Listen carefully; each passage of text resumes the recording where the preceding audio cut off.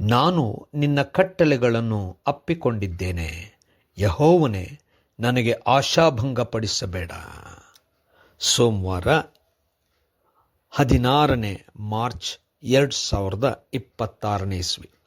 ಈ ದಿನದ ವಾಕ್ಯ ಧ್ಯಾನಕ್ಕಾಗಿ ನಾನು ಆರಿಸಿಕೊಂಡಂಥ ವೇದ ಭಾಗವು ಪೌಲನು ತಿಮೋಥೆಯನಿಗೆ ಬರೆದಂಥ ಮೊದಲನೇ ಪತ್ರಿಕೆ 5ನೇ ಅಧ್ಯಾಯದ 18ನೇ ವಚನ.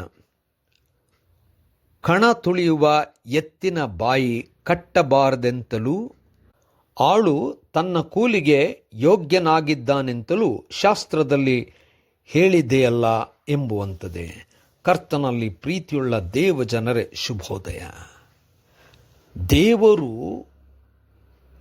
ಯಥಾರ್ಥವಾಗಿ ನ್ಯಾಯಬದ್ಧವಾಗಿ ನಾವು ಜೀವಿಸಬೇಕೆಂಬುದಾಗಿ ಅಪೇಕ್ಷಿಸುತ್ತಾನೆ.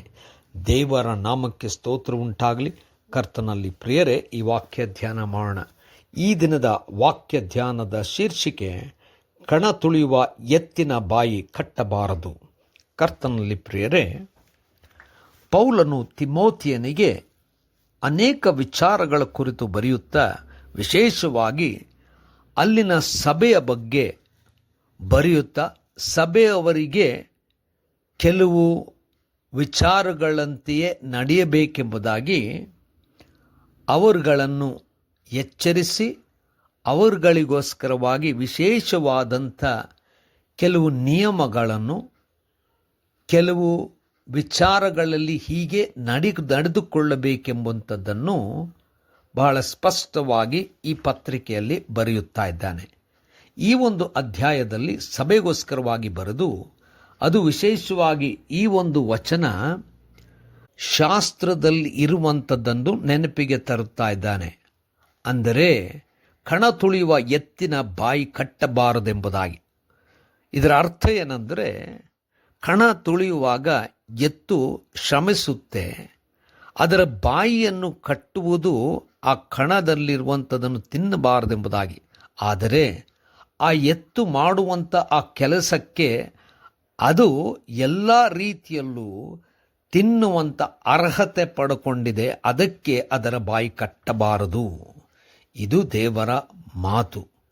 ಅದರಂತೆಯೇ ಪ್ರತಿಯೊಬ್ಬನು, ಅಂದರೆ ಆಳು ತಾನು ಕೆಲಸ ಮಾಡಿದಾಗ ಅವನಿಗೆ ಸರಿಯಾದ ರೀತಿಯಲ್ಲಿ ಕೂಲಿಗೆ ಅವನು ಯೋಗ್ಯನಾಗಿದ್ದಾನೆ.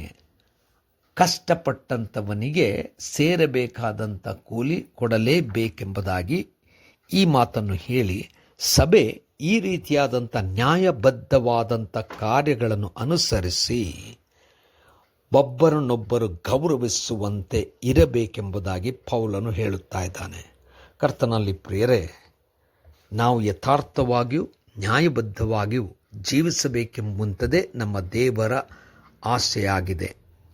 ಯಾರು ಕಷ್ಟಪಟ್ಟಿದ್ದಾರೋ ತಕ್ಕ ರೀತಿಯಲ್ಲಿ ಅವರಿಗೆ ಕೂಲಿ ಅಥವಾ ಅವರಿಗೆ ಸೇರಬೇಕಾದದ್ದನ್ನು ಕೊಡುವಂಥದ್ದು ನಮ್ಮ ಧರ್ಮ. ಇದನ್ನು ಪಾಲಿಸೋಣ.